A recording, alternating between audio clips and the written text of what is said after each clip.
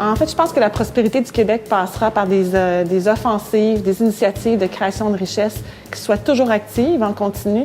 Mais il faut également qu'on pense aux prochaines, celles des prochaines années, celles des prochaines décennies. Donc, on est constamment un incubateur de projets en ébullition et que ces projets-là soient mis en œuvre par l'ensemble de la communauté. Il y a quelques années, il y a eu évidemment des grandes transformations au niveau des communications et des médias. Et je dirais que ça a un peu changé la façon de faire de toute l'industrie créative et de toute l'industrie des médias. On a dû aller chercher beaucoup plus d'agilité, beaucoup plus d'être efficace au niveau de la recherche et de l'innovation et en R&D. Et donc, chez nous, chez Cossette, ça aboutit sur un énorme projet de simplification de nos activités. Donc, on était une entreprise qui s'était bâtie sur de nouvelles entreprises, soit acquises ou créées au fil du temps. Et on a fait la grande décision de tout intégrer ces unités d'affaires-là en une seule agence qui détient un seul profit et pertes aujourd'hui. Donc, on est beaucoup plus agile, beaucoup moins d'étapes dans la mise en place de grands projets. On peut aller en marché de façon très, très rapide et on offre une meilleure valeur à nos clients aujourd'hui. En fait, je pense qu'on peut tous être fiers de notre histoire chez Cossette.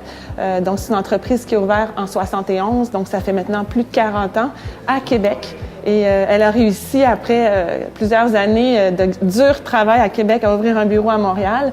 Mais ce qui est intéressant, c'est qu'on est allé au-delà de nos frontières et tout ça à partir d'ici. Avec un siège social à Québec, on a maintenant un bureau à Montréal, à Québec, à Toronto, à Vancouver, à Halifax et on vient d'ouvrir aux États-Unis. Donc, je pense que c'est un bel exemple que les Québécois peuvent d'ici exporter leur savoir-faire et leur expertise, mais également tout ça, je dirais, propulsé par leur esprit entrepreneur.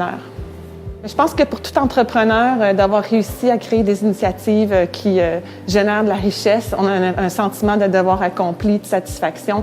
On a l'impression de laisser quelque chose derrière nous, de donner des possibilités aux gens autour de nous, de contribuer à la prospérité en général du marché. Donc, c'est un peu ça que je ressens quand on a du succès. Je pense que c'est en faisant preuve de compétences et c'est en montrant un peu, je pourrais dire, leurs compétences, en montrant leur valeur ajoutée dans une équipe qui est mixte. Donc, on a souvent parlé de quotas dans les conseils d'administration, on a souvent parlé de programmes, de mentorat pour propulser les femmes plus rapidement. Mais je pense que la meilleure façon pour nous de démontrer notre valeur, c'est d'avoir du succès et de les faire vivre, de les faire circuler, de montrer les statistiques qui supportent, par exemple, les entreprises mixtes, les montrer aux entrepreneurs, les montrer aux grandes entreprises et leur montrer concrètement, financièrement, l'impact d'avoir des femmes dans les équipes de direction. Pour en savoir plus, allez sur prospérité.québec.